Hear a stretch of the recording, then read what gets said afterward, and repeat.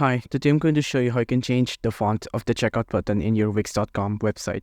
So start off from the dashboard here and then click on this icon on Edit Site, which will take you to the Wix website editor here. Now you'll want to go to the page where there's going to be products. Usually it's the shopping page. And then click on Preview, up here, Preview. Wait for it to load. And now you will want to add something to the cart. Just click this, Add to Cart. Once this UI pop up, just click View Cart. On View Cart, go back to Editor. Once you see this menu, click on Back to Editor.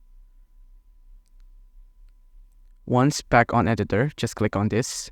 Click on the section cart, click on it, and then go to Settings. On Settings, go to Design. On Design, scroll down until you see the Buttons section. On the button section, scroll down again and then click on Text Font and Color. Click on this. And then you can change the font here.